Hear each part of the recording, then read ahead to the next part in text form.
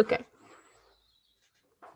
And 3, 2, 1. The internet says that we are live now. And if you can hear the sound of our voices, please type "Mike is awesome" on the chat. If you don't know about it, you will super soon. 3, 2, 1. The internet. Yeah, there you go. I can hear myself from mic window. So we are live, even though no one typed Mike is awesome. So hello, everyone. I'm super happy to be back today with Mike. I am Anya, one of Etcher's hosts, and we have awesome Mike today. If you have any questions throughout the session, feel free to type them in the chat. I'll be grabbing them. Just use the word question, all caps, and then normally write your answer so I can quickly spot them. If they're related to the workflow of whatever Mike is painting, I will ask him as we go. Other questions, I will save them for the end, just so we have a nice and smooth flow. Also, we do have a reference image that I'm pasting on the chat here, so you can grab. There you go. Mike is awesome. Everyone's saying that. Yes, it is. So true. Okay, the reference is on the chat and also on the video description. Feel free to grab that if you want to paint alongside us and see how the reference looks like. And just so, because I know you're going to ask, Mike on Instagram is at mikethomas.art, also in the chat. And I promise I'm about to shut up super soon. We have a survey for you to fill in. So I'm going to drop a link in the chat as well. If you can, at the end of the session, fill it like 2 minutes and it will be filled out, just so we know how we did today, what we can improve. So we keep on bringing the quality of these live demos up every single time. We've been getting better thanks to you, I think. And yeah, and I'm done talking. So Mike, if you want to show us your art or talk a little bit about what we're about to do. Yeah, so we are going to be painting some tiny storefronts. Excuse me. Yeah, some tiny storefronts on these little boards that we've got here, and we're going to be using a simplified color palette of cool tones and warm tones to, yeah, hopefully try and make something really cute and really nice. And most of these are sort of around London, because obviously I'm sort of based in that area. But wherever I go, whenever there's somewhere that catches my eye, I always try and save it for later or try and paint it there in person. So. Oh my God, the flower is so cute. But today we're going to be doing one of these tiny ones, which are just on 3x3 inch coasters that you can get from like any craft store or stationery shop.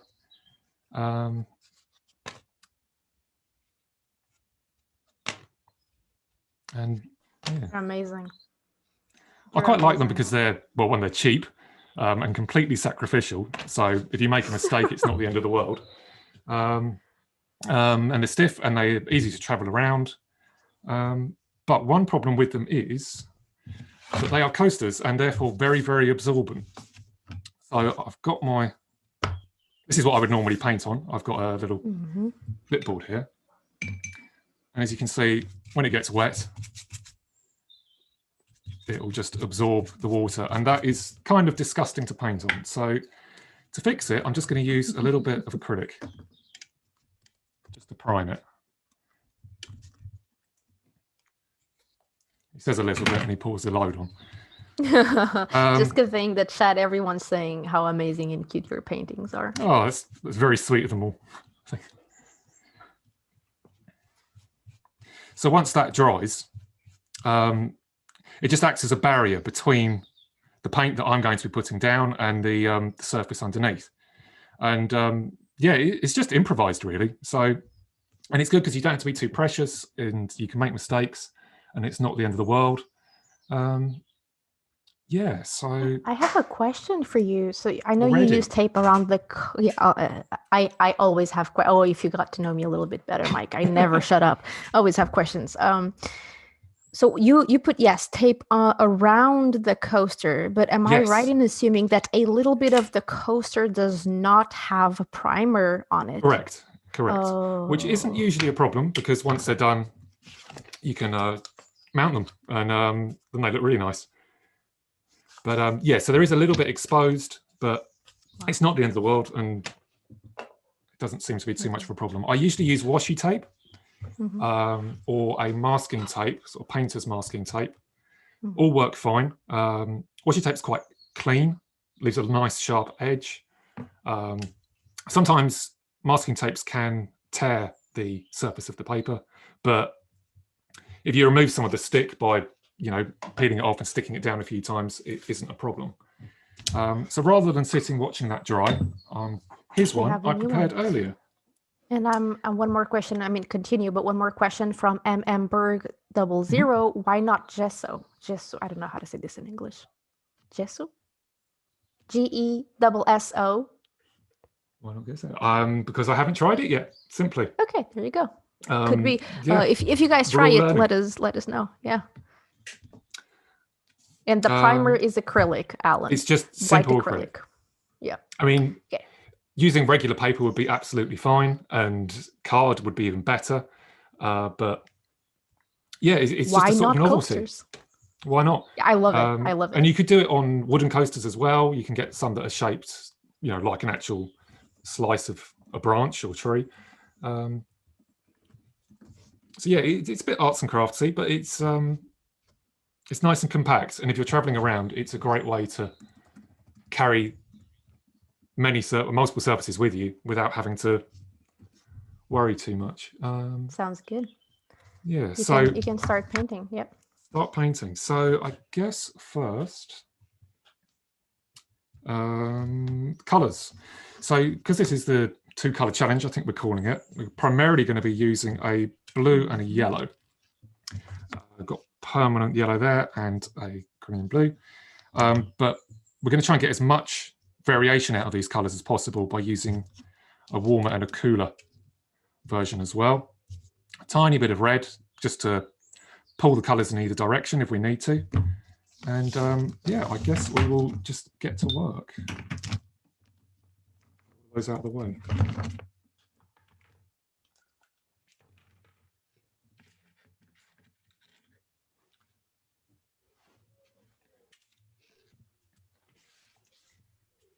So what pulls you in when you pick a storefront? It's just any storefront that catches your eye, or are you looking for anything in particular? It's anything that catches my eye. If I'm, you know, walking around somewhere and just something about the color within or the design or the typography on the outside that catches my attention.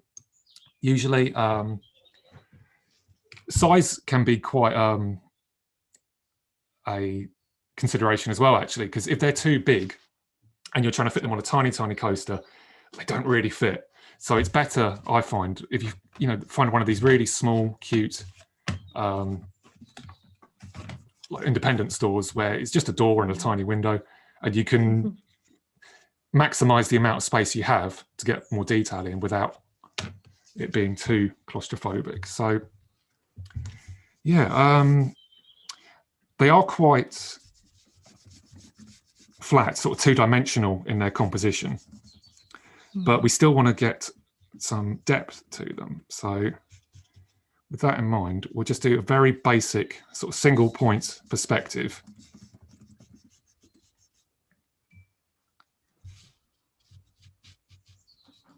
And I'm just throwing the color down because that's how I work. And then I can start getting in some of the shapes of the building.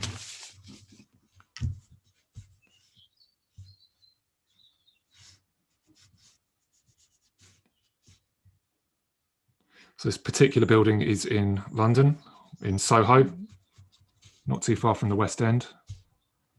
And it caught my eye because it's got this really interesting archway to one side that leads through from the West End into Chinatown.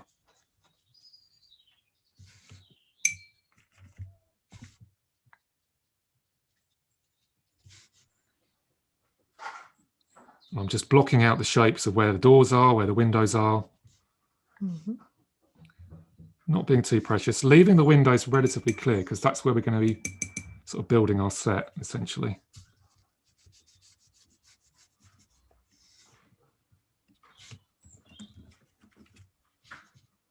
And it will look rough at first. Sorry, go on. I just wanted to say I've never seen anyone sketch with paint. It's amazing. Well, I quite like it because that colour will come through, and in the edges of the sort of painting, the illustration, it will sort of unify it together quite nicely. Wow. At least that's what I find. Can you tell us what brushes, brush sizes, and supplies you're using at the moment? This is currently a 3 from the fine folks at Acrylic. I'm also going to be using a more detailed 1, so very small, almost like a model brush. And then for larger spaces, I'll just use a 1/2" brush if I'm just blocking large areas in. It's also the one I might use for the priming. You're also using our mini palette, I can see. I am. And I'm starting with quite a light blue. But I'm going to start bringing in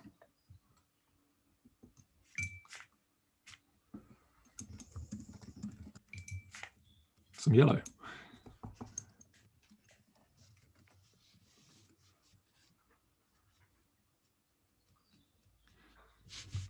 And this might mix, it might blur a little, but the more we build the layers up, the more colour we add, the sharper it will, more refined, hopefully, it will get.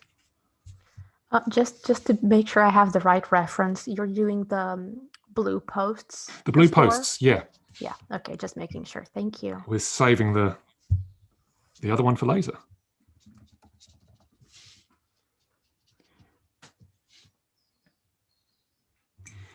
It's also a good chance to build the values where I think is going to be darker, where I think is going to be lighter.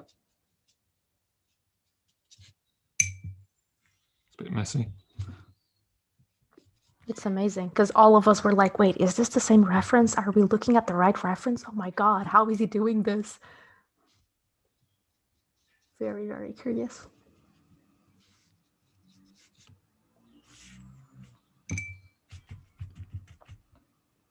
So you're looking for, it's only quote unquote light and dark that you're thinking at the moment, or cold at the moment, and hot, cold and warm? Okay. Well, these are both quite cool colors. The advantage of the cool colors is that we can use them as a wash and then build up the heavier, richer, darker colors to bring out the foreground. And hopefully that will add some depth. We're using gouache, right? Just we yes, use the so acrylic the acrylic was just for priming.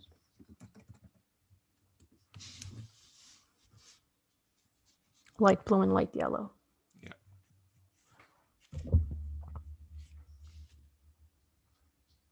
And I would try and think of it as the composition as like a set, like a theatre stage or something like that. And I'm building what you would see at the back, in the sort of the back wall, and then bringing it forward. We start putting scenery in and the sort of facade around the edge.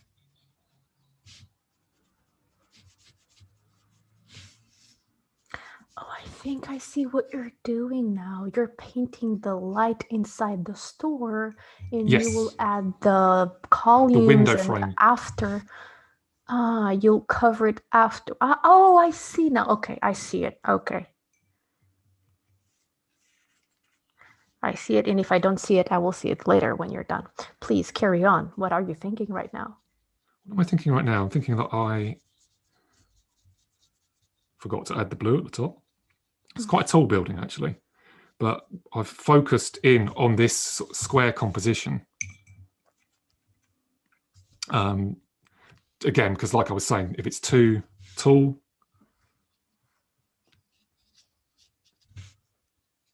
the image then becomes too sort of zoomed out and too small, and it's not quite as appealing as we would like.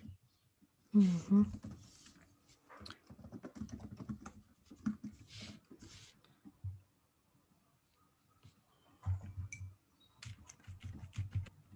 terrible mess. No, I'm really enjoying your process.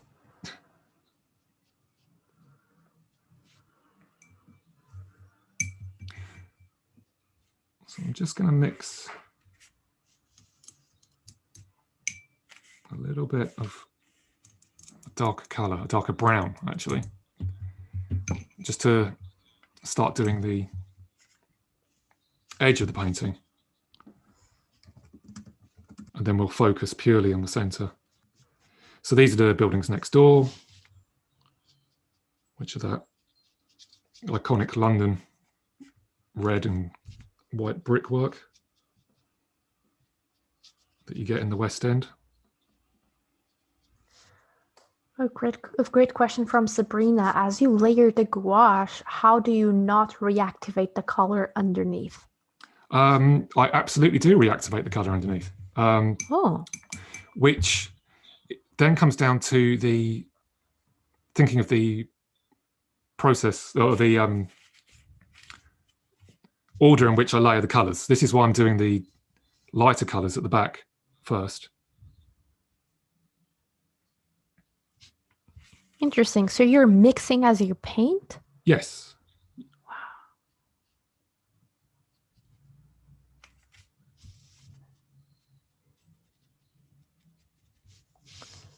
And was that light brown that you just painted on the wall, did you mix it or? Yes, this was mixed between the light blue and the primary yellow and just a bit of red. Ah, okay. I then mixed in with the yellow that I'd placed down. It lightens it to give a slightly more neutral tone. So you don't get too far away from the main colors. No. Okay, that was a question from Kitty. Great. Good catch, Kitty. At this point, I just realised I'm not wearing my glasses. And given it's a tiny painting, I will pull them off my head. So if you see Mike's head showing up on camera, you know why. So now I'm just using the brush to pull that brown colour that I made down, doing little brush strokes to give the wall some texture. Because we don't need to paint every individual brick. As much as I love detail, sometimes it can kill an image. Mm-hmm. It's also a good way to frame the painting. Darker around the edges, lighter in the centre. This is something that I'll ask you later at the later stage of the painting is when do you details like when to stop because it's so addictive.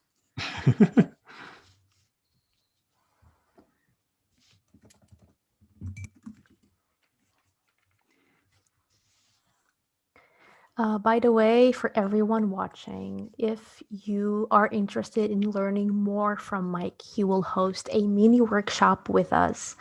And I'm dropping the link on the chat.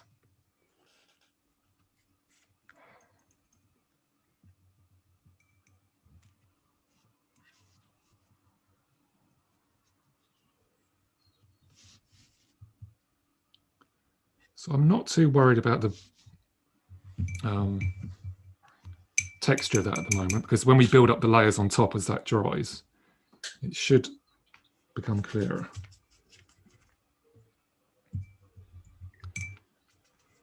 Let's give some attention to this archway.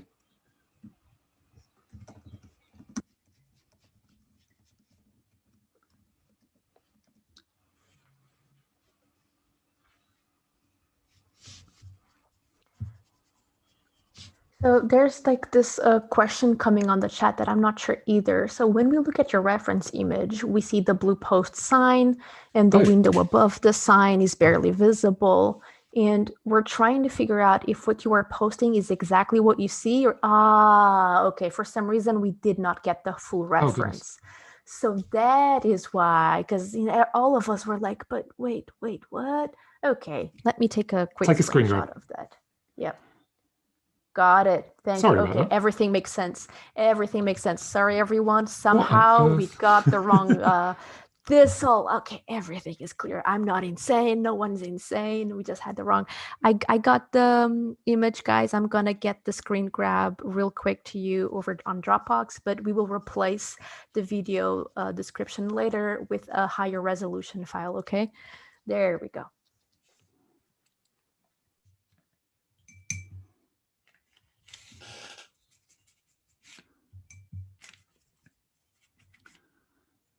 So I'm just taking a warmer yellow now, primary yellow,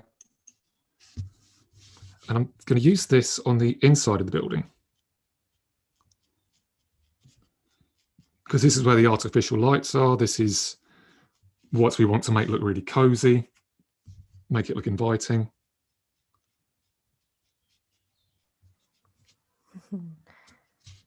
Hopefully. You know, I'm tired of being indoors, but I would go into that store, no problem.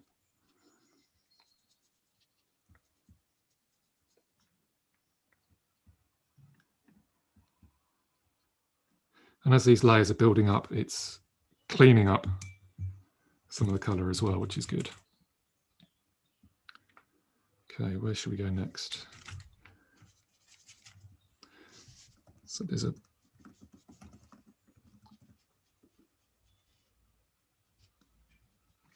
just giving some suggestion of depth in this alleyway.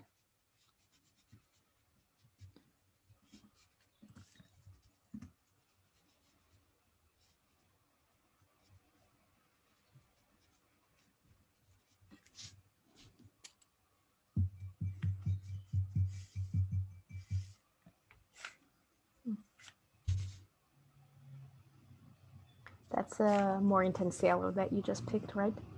Yes, so because we know that there's going to be objects and things going on the inside of this building and the light refracting in interesting ways.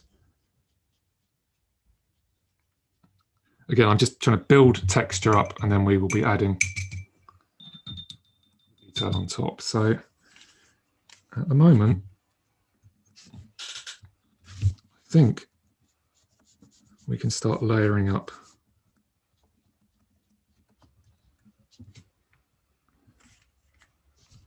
this wall.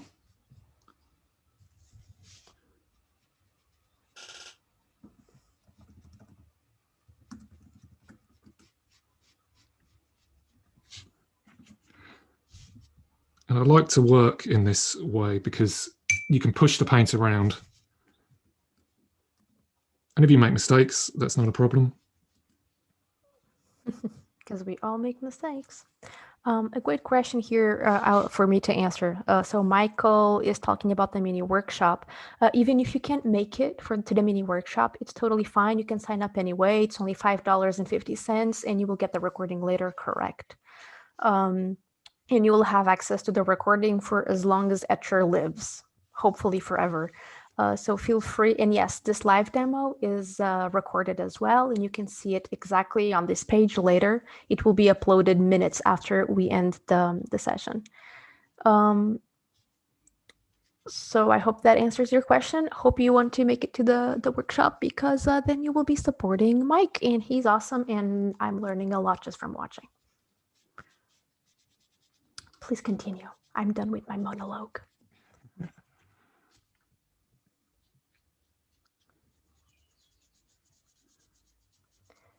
There was something that go ahead. Go ahead. I was just saying, I'm just trying to level out some of the paint, because we can use that then as a foundation to use our different hues of blue to get the form and depth of this facade.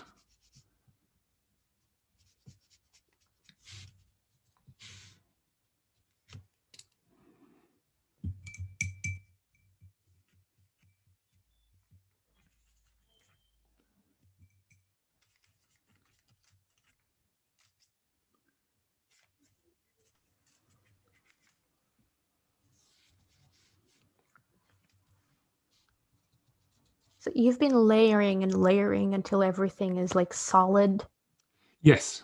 Yeah, I quite like the colours to be bold. I don't know why. I just find them attractive. So. Well, I love your painting, so just like, hi, sir. Whatever you think is gonna work, I totally believe you.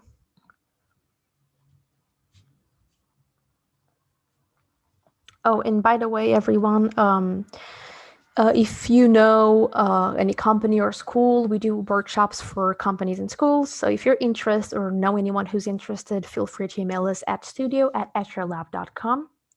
And if you're like our art products, so Mike is using our brushes and our mini palette, you can, and you have like the local stores, art stores where you live don't have them, feel free to tell them about us. Maybe we can get our products there. And remember to whitelist our email to ensure you received information about the workshops and live demos, because we're doing so many. I'm not sure, like 4 a week soon or something like that. So yeah, whitelist our email, studio@etchrlab.com, and you'll get all the cool information. And back to Mike. So I'm kind of getting there with the first layer. And I'm just adding a tiny bit more definition. So I'm building it up like a drawing almost.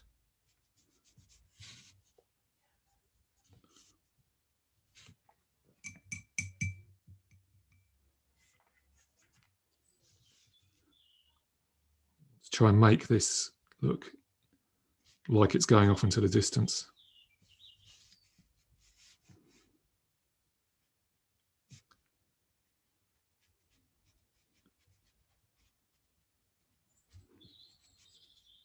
You already have some students for your workshop on March 22nd. Oh my goodness, that's amazing. Thank you, everyone. You're awesome. Look at that. The depth is already forming. So now we've used the 2 lighter hues, I'm going to start working into it with a ultramarine blue, because that is probably the warmest and most vibrant of all the blues.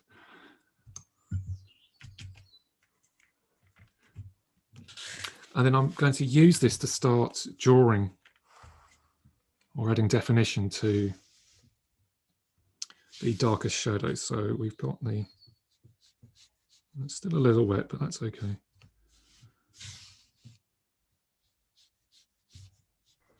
Annie just enrolled in your workshop and says that your style is wonderful. Oh, that's very sweet. Thank you so much. I don't know where it came from, but it's mine. Well, Annie from the chat. That was Annie, trying to get everyone's name. And we have many questions for you when you're done painting about materials and such. This is going to be fun. Are you still thinking about, as you lay down your paints, are you still thinking about dark and light, or did that thinking shift? Yes, so I'm thinking about, now we've got these awnings, the shape of the building, so where the light is catching the ridges. I'm just using this blue to create those shadows. I also quite using the primary blue because it's vibrant. It stands out, makes the paintings pop, if you will. Mm-hmm.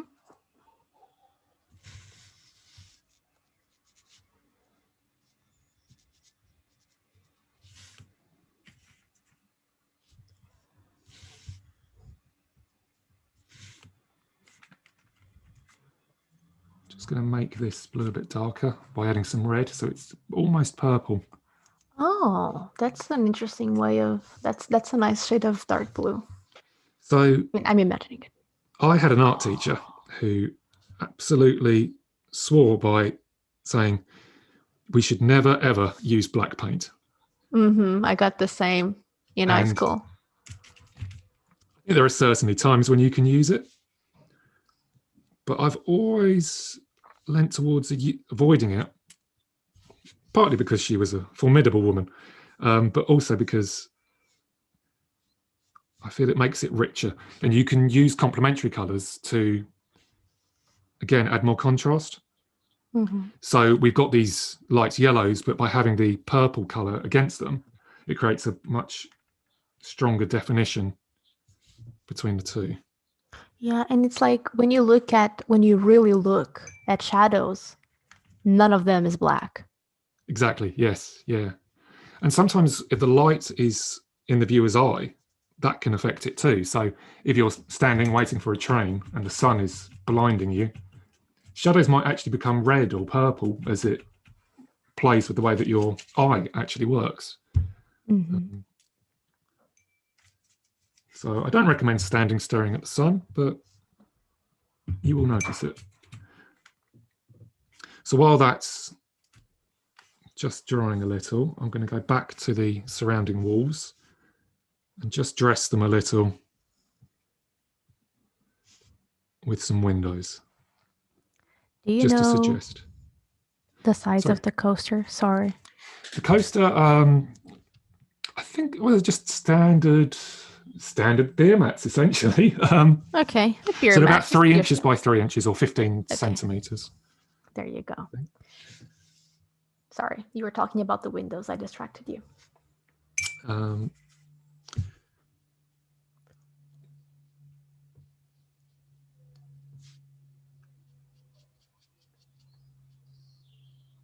Are you adding white to the windows because you have to go and make the light and all that? So it's like a primer kind of for the windows? Effectively, yes. So the white will be the picture frame, the window frame rather, and in the same way I've built up the layers elsewhere, I'll then come back to it with a much, much darker color, probably closer to an indigo or that same purple, and put the panes of glass in. And then towards the end, how are we doing for time? I was about to say that we're half the hour, 5:30 for us people in the same time zone. So easy to work with people in the same. Oh my God, 30 minutes past the 5:30, Mike. 5:30. Great. So are you looking at placing your shadows now? Yes. Again, just to give form. Priya is just saying, I have to convey this to you. I was in an art slump, and this pulled me right out. So thank you, Mike. Oh my goodness, that's great. Making the world a better place one painting at a time. Oh my God, I just came up with the best slogan ever.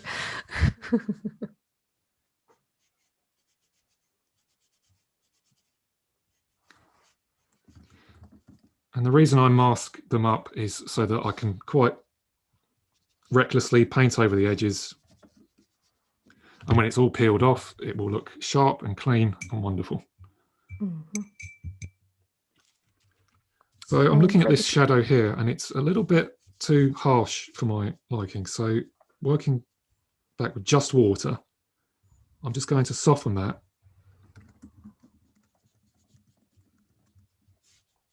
As the gouache reactivates, which is why I quite like using it. Acrylic tends to become permanent. Not that there's anything wrong with acrylic. We just don't want it to show. Okay. So I'm going to use a much lighter blue now, because I want to make the sign of the building, the bit that will say the name of the pub, really stand out. Oh.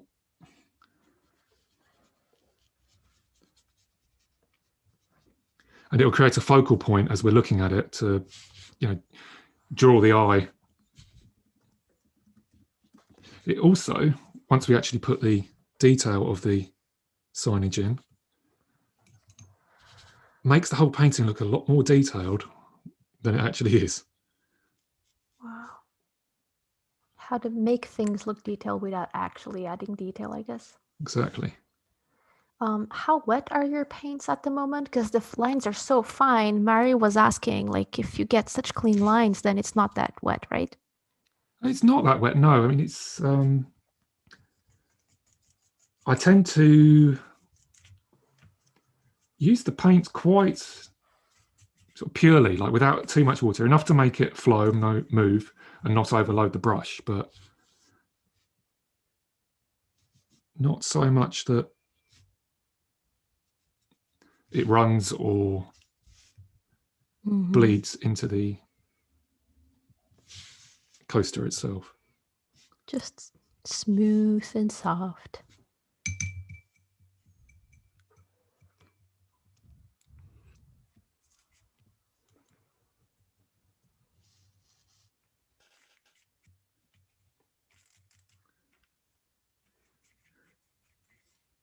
I see you focused on your palette. What's going on over there? I am currently using the darker blue that I've got here. This ultramarine that I've mixed with a tiny bit of red.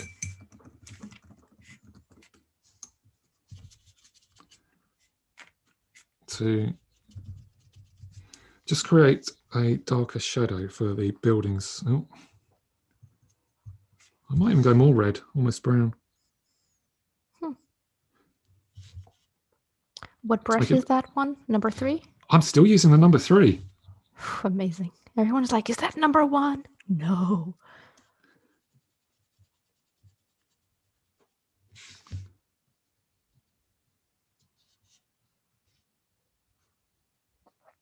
Annie, sorry, you were talking about the reason you're doing that purplish blue. Because I was going to water it down. Thank you, you reminded me. I actually nearly stopped doing it altogether. Add some white, and it will come out as a sort of very light, very, very light purple, almost grey. And we can use that. Oh, I see. On the road in front. And we've mostly been using just these. We haven't used a lot of red.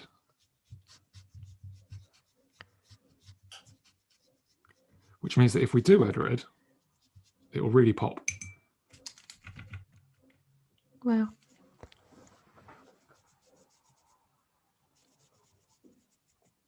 That perspective is a bit too high, so.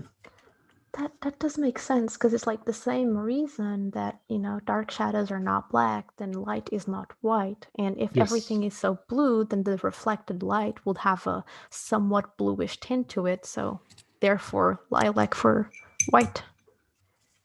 Am I thinking correctly? I think you're thinking correctly. Okay. Thank you. That's all right. People are like shocked. Oh my God, that's a number 3 brush and you're doing all those details. Well, since people want to maybe swap to a number 1 brush, and these... The people have spoken. I'm going to use this with the dark. Actually, this is a good bit to show the contrast that we can create between the choice of using the blue and the yellow. So using almost a pure ultramarine blue, I'm going to work into the window frames. Oh, that one's still a bit wet, so we'll come back there. Hey, Mac, do you think it's possible, and no problem if not, and I don't want to disrupt you, because the people have spoken. So Ben is asking if it's possible to slightly move the painting to the left to give a little bit room to the palette so we can see what you're mixing. Okay. Hey, how are we doing? Guys and girls and everyone watching, you speak, you ask, we deliver. Oh, Annie's like, okay, so what if we told Mike to use a size 10 brush, huh? I have an IKEA house painting brush here that is, I've had it for years. It's the worst brush I own. It's about 6 inches wide, bristly, all the hairs come out. I don't know why I still have it, but if I ever do use a larger canvas, I will come back with that one. Okay. Wow. So you're getting more into details now. Yes, yeah, prioritizing them.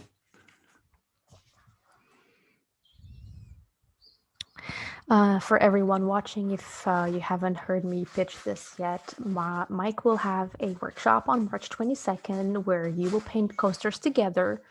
And I'm getting the link on the chat. It's only $5.50. And if you go, you're supporting Mike. So why not?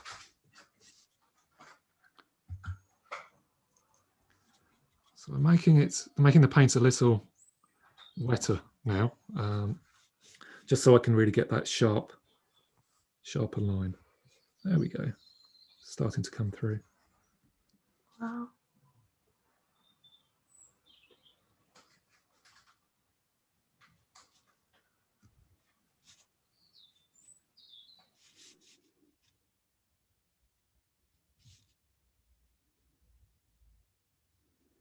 Oh, a little wonky, but then that's all part of the charm. True. I love how you are so relaxed when the painting does not go exactly as you planned it to be. Oh, it's a little wonky. Well, makes it better. Just going to remove some of that extra water there.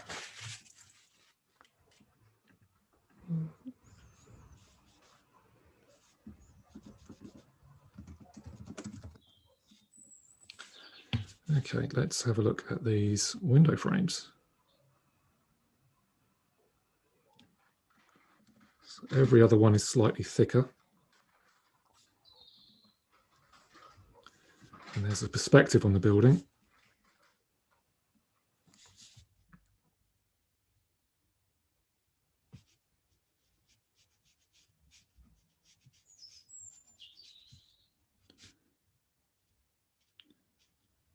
These little archways on the top of each window.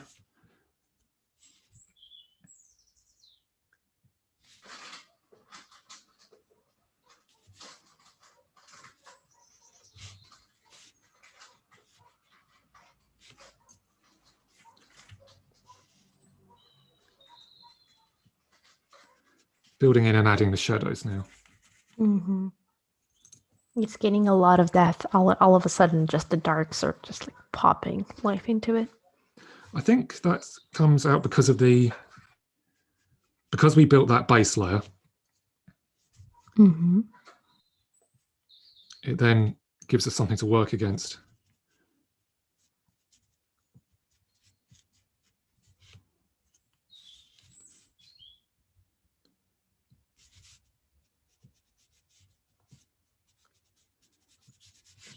Just using little sweeping lines to suggest the texture of the tarmac and the paving slabs. Smart. The master of illusion. Sometimes this is also a place where you can suggest that perspective, that 1 point perspective that we established at the start is in the paving slabs. So just by evenly putting some lines that go where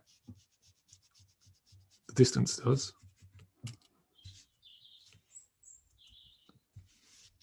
it gives it a little more form.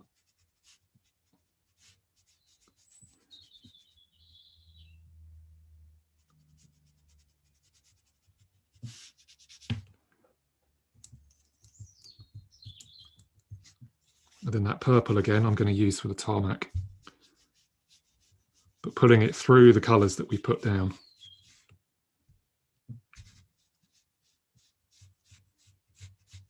How are we doing for time now? Okay. 15 minutes. If we go over a little bit, that's fine. Go back with the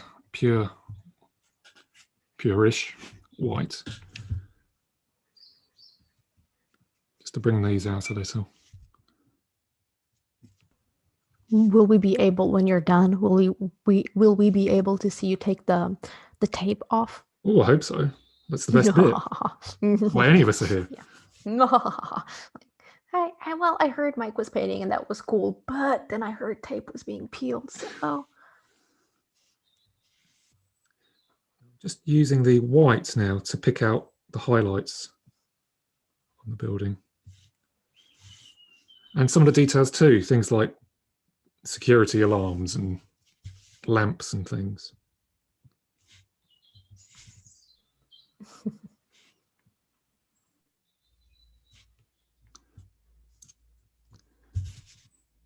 And also the reflection that you might be getting in the glass.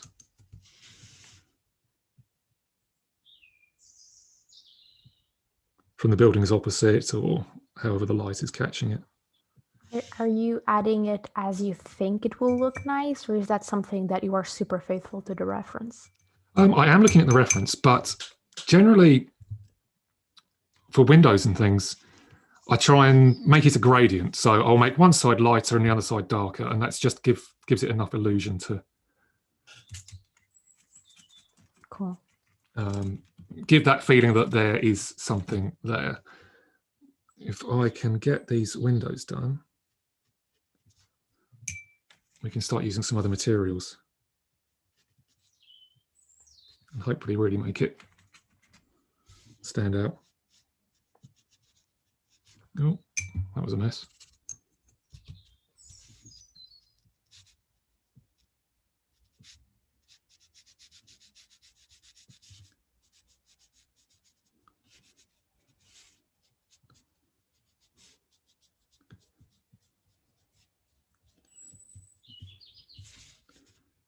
Now this archway should be a lot darker.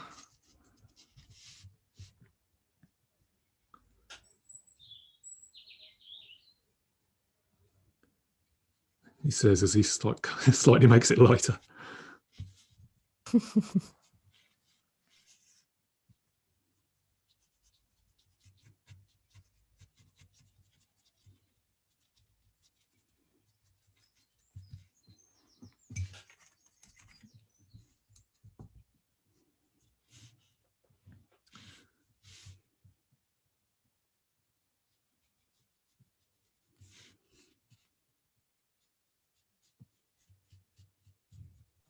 Are we getting into the stage that you're doing details? I think we might have to. I'm hoping that the surface isn't too wet. I'm asking because it's so, I mean, I'm looking at you and I'm like, it's such a tiny piece. When do you stop? When do you know that you're done with the main brush strokes and ready to go into details? When do you know? I think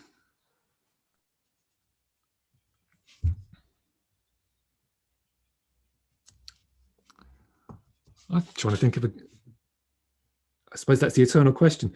I think it's when you feel that the brush itself, the marks that the brush make, you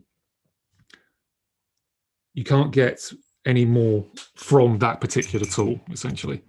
And you start looking for something else. You start thinking, right, okay, now I really want these highlights to pop, so I'm going to use a white pen. Or And a great question from Allison, are you holding the brush that way because it allows for more control, or is it a personal preference? I think it's personal control. I think it's also to allow you to be able to see. If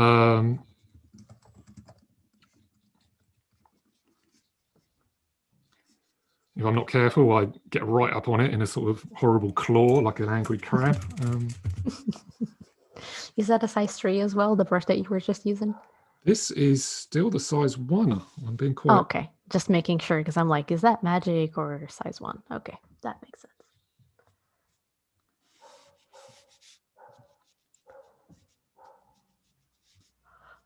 Just going to suggest these paving slabs along the front. Wow.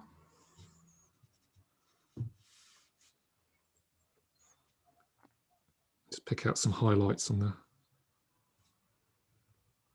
So the light and the distance will always dissipate, so you won't see as much detail. And the light will get softer, the colours get softer rather. And at this point, I really want to, but I don't know whether the 10 painting is minutes ready to for the it. hour, just so you know, no pressure. How many at minutes, all. sir? 10. 10. 10. Oh my goodness. But we can go a little bit longer. Totally fine. Priorities. This is a priority, not the time. I stop ignoring these. There we go. Were you leaving them for last because it's like one of the last touches, or were you kind of hesitating to dive into that? I think I had overloaded it with paint and it was taking a second to dry. Much simpler answer than I thought. There you go. Thank you for the comment, Drifter. They're saying this is really relaxing. Oh.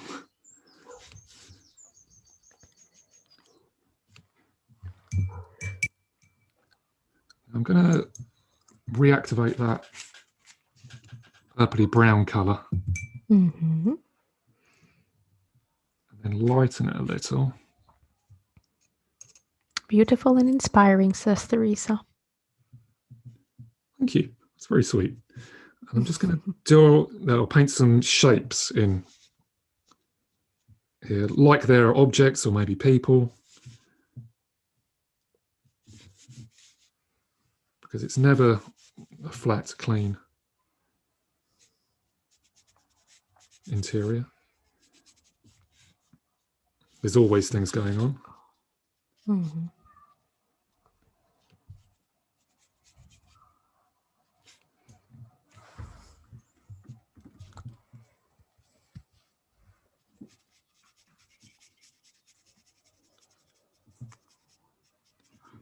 Right, okay, so if I lean down here, hopefully this canvas is ready, but at this point I'm going to start using coloured pens. If you'd like to answer some questions while it dries, that's totally fine. Yeah, we can do that. Yeah, okay, cool. And by the way, I just want to mention quickly, we have a monthly giveaway going on social media. So if you're watching this, take a picture of yourself watching, or share the art you made with us, also workshops, and tag us in when posting on social media with the hashtag @YourMiniWorkshop. We do a monthly giveaway of $50 art voucher to spend on our art supply store. So doesn't cost anything to be in the run, and we would love to see what you're making. So please do that. Okay, so questions for Mike. Okay, first one from Mary Ann Carlson. Do you ever do this outside, or do you work from photos? I do this outside from time to time. That was what we showed at the start with the little clipboard there. They often come out quite scrappy, but I don't usually mind sort of working into them later and tidying them up a little. It's also why I use these pens. Because things... What pens are those? These are just felt tip or this particular brand, 68. Because you can use those to manipulate the colour underneath. Mm-hmm. How? Manipulate how? So you've got your base layer of colour that we've put down, and then just putting a different colour on top. It's slightly translucent. Mm-hmm. So if I take this orange or red and I drop it into the windows, the yellow still shows through.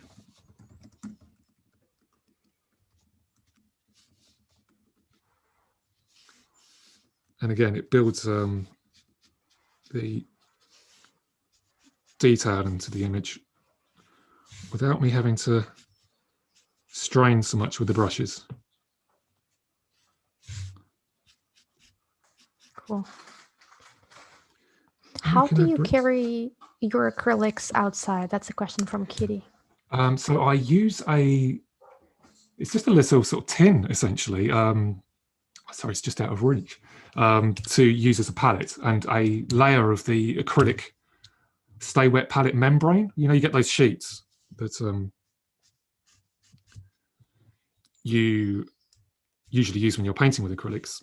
I will use that and then just use that as a disposable surface. The actual equipment itself, I will just have a very, very limited set of brushes and paints as we've been using. Sorry, can I just go grab something? Of course you can. Literally the I other side of told the room. you. Definitely, no problem. I'll leave Mike's painting on for everyone to see. I think it's way prettier than my face. And Mike's back. Right. You could have totally pulled this off in a way no one noticed that you were gone. It wouldn't have been so good if someone asked a question and I just stayed quiet. But I have a little screen that tells me if you're here or not, so I could just, run off. you know. Okay, and then, so what was I saying? So yeah, I will use a grab, just a case filled with art supplies. Oh, that's the field case. It is. I've actually owned that for a few years. Let me actually highlight your camera so we can see your face. Wait a second. It's in the dark. Daylight when I started, I swear. Let me a second. I'm changing the spotlight. There you go. I think. Yeah, so I think everyone can see your face now. Dropping brushes everywhere. Oh, I didn't know you had it. Yeah, no, I've had that for years actually, and it's served me very well. Oh. Just making sure that the right video is spotlighted. I think so, guys. If for any reason the video is not spotlighted correctly, let me know. But I think it is. Continue. So I'm now using a white pen, and hopefully I can use this to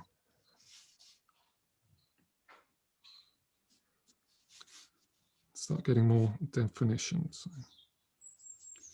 that's not really dry.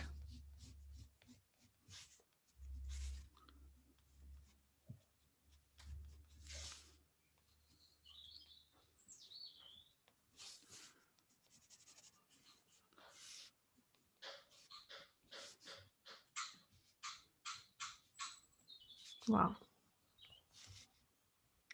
I love to use those pens for details as well.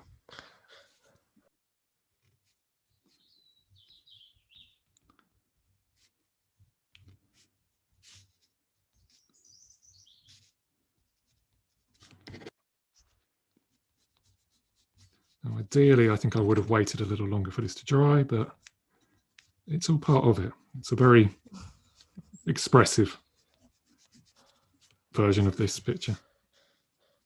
Do you seal this with anything? A lot of questions about this. Any spray, anything? You can get sealant spray. I forget the name of it. But generally, gouache is okay, I find, with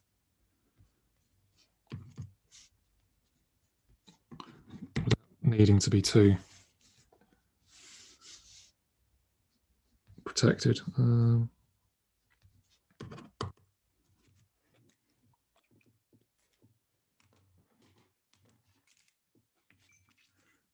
Might have to try and do this with paint.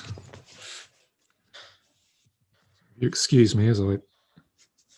Oh, please go ahead. Lean Number one, right right? in. The brush. Yes. Do you always paint small? Never in a sketchbook? Actually, most of these started because I was painting in sketchbooks. I would travel around and would always have a little A6 sketchbook in my back pocket. Small. I love people who. I'm this. And I think I just bought a box of these coasters on a whim and started painting on them.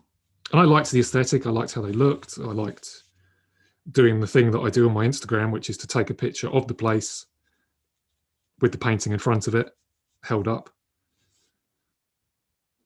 And it was a good way of doing that without fumbling with the pages of the sketchbook going everywhere. Mm-hmm. It made for a nicer composition, or a more pleasant. This is white gouache, right? Sorry. Yes, yeah. Okay. Which isn't quite as sharp as I would normally like, but it's fine. Let me know if I'm being distractive. I'm just asking you all the questions because I see you're like doing the details and such. That's all right. It's a good time to ask them. Gail was asking if you can point us where to get coasters and framing /matte. So the coasters, I bought them from Amazon, and I just typed in Pulpboard coasters. There's so many different types. I don't think it really matters how specific you are with them. Just find a surface and try it and see what results you get. As for framing and mounts, well, you just get those as you would any other painting that you might. Cool. And the question that just showed up on the chat from Irene, how do you keep the gouache from drying up? Drying up. It's not been too much of an issue. Because you kind of never stop. It's so tiny, right? It's so tiny that you're painting more or less everywhere at the same time, so yes. It never dries? Yes, I suppose I'm looking at it thinking, I've got this colour on my brush, where can I put it? And I'm just working all over at once. Like we were using the purple in the shadows, and then we used it in the road. And then I work on to the next layer. And I kind of like it to dry so that I can then apply the next layer on top. Just a little. How are we feeling about that? I think we are missing a drain pipe, and it would be a thoroughly unbelievable painting if it didn't have it.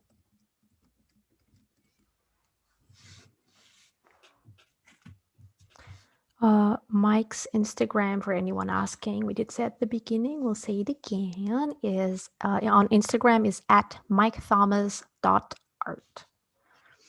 And as we are wrapping up, I want to remind everyone that Mike is hosting a mini workshop on March 22nd. Mini workshops are 90 minutes long. The whole point is for everyone to paint alongside Mike, doing a little coaster painting like this one. If you don't have a coaster, can get one on time. In time, you can use paper. That's totally fine. Paper and card is great too. There you go. So you can, if you can, please join us. It's $5.50. And if you can't make it, you'll have the recording. So that's totally fine. And you will be supporting Mike. I think we'll say that's good for now. Oh, question Irene made. Wait. We have to. Oh, dun, dun, dun, dun. Go ahead. Okay, we need a soundtrack for this. Dun, dun, dun, dun, dun, dun, dun, dun, dun, dun. I need to actually prepare a song for this kind of stuff. Oh, excuse my hand. Oh, tore a little. Dun, dun. That's okay.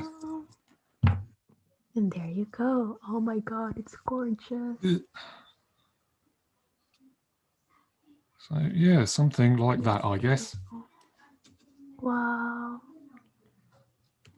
I want that. Actually, one last flourish before we go. I'm going to use a gold pen.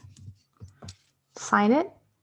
No, just so part of the facade has little gold shelves on it, which is where the patrons, not up here of course, hang out, have their drinks, smoke their cigarettes. Yeah. And I always like to use that if I can. Because when you're looking at it will just, don't know how well it comes out, but it'll just add a tiny bit of reflection. Yeah. So there we go. Something like that. Clapping, but very softly, so no one gets deaf. I misinterpreted Irene's question. She was asking how the paint in the tubes, how do you keep it from drying? I put the lid on, quite simply. I just carry them as they are. And yeah, just in and out of my bag as I go. And it's not. And that's the brand you use. So if you want to, okay, so maybe it's the kind of gouache that you use might dry, Irene. Not sure. So these, if you close them, we're good. Oh, this is my headphone wire. I have one last question for you from Perry. They're no longer here, but they love this session. Please explain the difference between acrylic gouache and regular designer gouache, if you know. I've always only used the designer gouache. That's what I'm used to. That's what was on offer in my art store. So I would have to investigate myself. Perhaps we can find out together. Okay, so there you go. Mike does not use both, but designer gouache turns into this. And if you'd like to know how to do this, join him for his workshop. I'll drop the link on the chat one last time. And a couple of more things I want to tell you is please subscribe to our YouTube channel so you get pinged next time we have a live demo. The next one is this Thursday with Diana from Diana Makes Things, or Things by Diana. Sorry, and she's going to use Posca pens to create elegant goldfish Posca pens with gouache, if I'm not mistaken. So that's going to be very interesting. And that is it. Again, hashtag Etcher mini workshop. If you do a painting, if you take a picture of yourself watching this demo so we can see you, and you'll be up in the running for a $50 art voucher to use in our store. And one last link before I promise I'll shut up soon. If you can please fill in a super short survey, survey link putting on the chat right now. It takes you like 2 minutes and it will really help us improve our live demos. So that is it. Any last words? Let me put this on gallery view. Before we that was go. quite fun. I'm glad you liked it. I loved it. Thank you everyone for coming. And come to the workshop. Link is coming to the chat as soon as there you go. I have a big file in front of me. There you go. Link for the workshop is on chat. Subscribe to our YouTube channel. We will see you next time. Thursday, Diana and Mike has this workshop. Link in chat. See you next time. Bye-bye. See you soon.